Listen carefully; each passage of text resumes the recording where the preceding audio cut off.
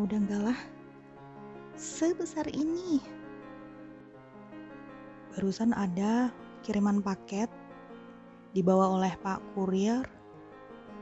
Tadi Pak Kurir membawa paket ini, mengangkatnya sampai ke teras rumahku, padahal naik tangga cukup tinggi, berat ternyata, karena aku tidak kuat mengangkatnya.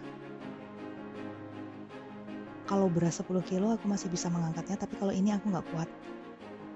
Apa ya isinya? Ditaruh di styrofoam. Sepertinya ini makanan beku deh. Yuk kita lihat, akan aku buka. Sekelilingnya dilakban. Aku buka dengan cara menggunakan pisau yang bergerigi. Wow, ternyata udang. Besar sekali. Udang galah ini. Ternyata esnya tidak membeku ya. Bagus. Masih dalam keadaan fresh. Tidak bau amis sama sekali.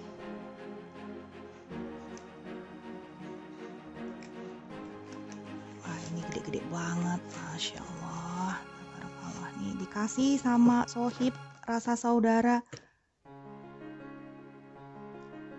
Ini udangnya besar banget, segede lobster yang aku beli. Ini namanya udang galah,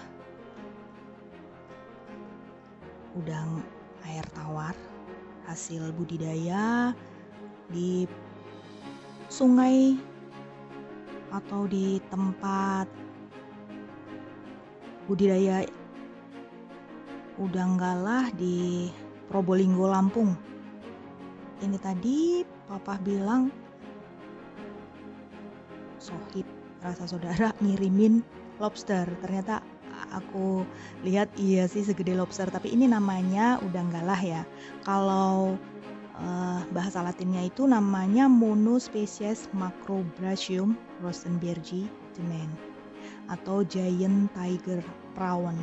Ini kalau aku googling dan juga nanya saat suka beli di tempat pelelangan ikan, kan kadang-kadang ada udang galah, ada udang windu, ada udang laut, ada lobster. Nah kalau yang seperti ini namanya udang galah. Ciri-cirinya kakinya panjang-panjang seperti ini, kemudian ada kaki depannya yang berwarna biru. Dan ini dalamnya tuh bisa dimakan loh, ada dagingnya. Ini adalah udang tawar yang terbesar ukurannya dibandingkan dengan jenis udang-udang air tawar lainnya. Istimewanya si udang galah ini adalah yaitu rasanya enak, manis, dagingnya itu legit, tidak amis sama sekali, dan banyak dagingnya. Kalau dibandingkan dengan lobster, aku lebih suka udang galah. Karena kalau lobster itu menurutku dagingnya lebih sedikit, lebih gedean cangkangnya. Tapi kalau udang galah ini kan cangkangnya tipis, sedangkan dagingnya itu gamol, tebal, gede.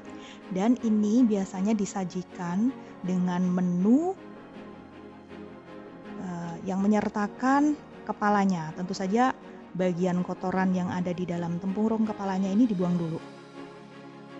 Berbeda dengan jenis udang lainnya yang bagian kepalanya dibuang saat disajikan. Nah kalau udang galah, menu masakannya biasanya menyertakan bagian kepalanya. Karena di dalam kepalanya ini ada kandungan steroid untuk meningkatkan vitalitas dan kebugaran tubuh. Jadi kalau istilahnya itu, jika memasak menu udang yang menyertakan bagian kepalanya itu dinamakan head on. Sedangkan kalau tanpa menyertakan kepalanya namanya headless. Ini hidup di air tawar dan atau air payau. Hidup di sungai, rawa, danau, dan sekarang sudah dibudidayakan. Diawali dengan produksi benih di panti-panti pembenihan atau hatchery, lalu dibesarkan di kolam-kolam air tawar. Menyenangkan sekali.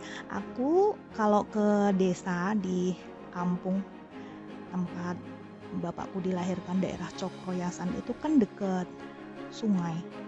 Nah itu dulu itu sering banget makan udang hasil pancingan. Ya udangnya seperti ini. Tahu nggak? Yang kecil saja harganya 200.000 per kilogram. Nah kalau yang segede ini lebih mahal lagi. Dan ini aku dikasih cuma-cuma. Masya Allah, tabarakallah, alhamdulillahirrahmanirrahim. Terima kasih ya Sohib, rasa saudara. Ini aku seneng banget. Dan sebentar lagi kan kakak dan Kak Yola juga pulang. Insya Allah nanti akan aku masakin udang galah dengan beberapa macam menu. Yang ini udangnya tertutup es dan masih beku. Masih susah untuk aku ambil. Tuh kan esnya beku banget ini, padahal sudah perjalanan berapa jam. Nih. Jadi yang bisa aku angkat cuma 3. Sedangkan yang lainnya masih tertimbun es. Ini aja nggak bisa diangkat. Jadi kalau udang dikemas dalam styrofoam seperti ini, kemudian diberi es batu, lalu ditutup rapat, menjadi udang beku, dia insya Allah tahan lama, walaupun sehari pun dia masih fresh seperti ini. Dan ini tidak amis sama sekali. Aku seneng banget, alhamdulillah. Tunggu aku memasak udang galah selanjutnya ya. Insya Allah dengan beberapa macam menu yang akan aku sajikan di beberapa kesempatan. Oke ya, bye.